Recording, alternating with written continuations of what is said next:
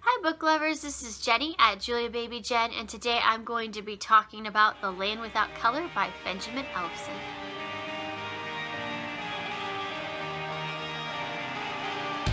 Okay, so I received these adorable MG books from author Benjamin Ellefson. He asked me to read them and review them on my channel, and so I am doing that. I read them just a few days ago. They're fun, quick reads.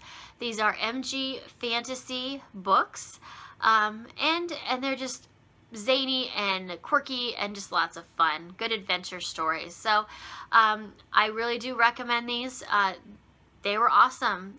For anybody who likes to read MG books, who likes some zany, fun adventure, quick reads, these would be for you. Or if you're for children, I would say these fall like in the age like 8 to 12 category for kids, I would say, you know, depending on the reader.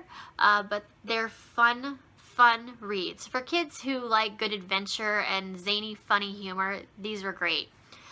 So this The Land Without Color is the first book in the series, and the second book is The Great Sugar War. And actually, this takes place before this book, but I would read this one first.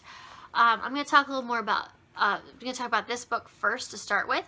So the premise of this book is it starts out with these group of kids that, like, you know, reminded me of my own childhood quite a bit, and for most of you who are in your 30s or over range, it will remind you of your childhood too. So it's like the neighborhood kids are out playing and having fun, and they decide to go fishing, but they need to get they need something to cut their fishing wire with, or their string. And the main kid in the group, Brandon, he remembers his grandfather lives not far away, his grandfather Alvin, so they head over there, and his grandfather has a pocket knife and he uses it to cut their string.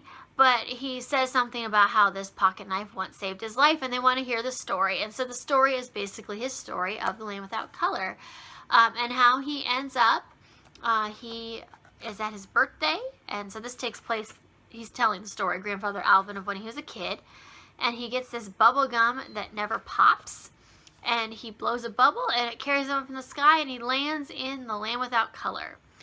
So the story itself reminded me a lot of almost The Wizard of Oz. It reminded me a little bit of a retelling of that, but funnier and even zanier than that. So a lot of things in this book reminded me of that, except instead of Dorothy going to the land of Oz where there was color and in her place there wasn't, it was the opposite. Alvin ends up in a place where there is no color, and he's trying to restore the color. And there's all kinds of magical creatures and fun, zany humor and adventures, and it's just so much fun. Another thing I really like about both of these books is there's some great morals for kids in there, and basically he basically saves the world by telling everybody you got to eat your vegetables and stay away from the junk food. So there's some fun, good moral lessons in this as well, and I really thought that was kind of fun.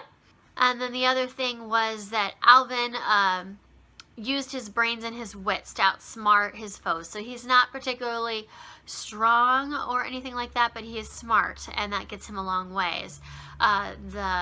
The government agencies and the soldiers in this are pretty dumb.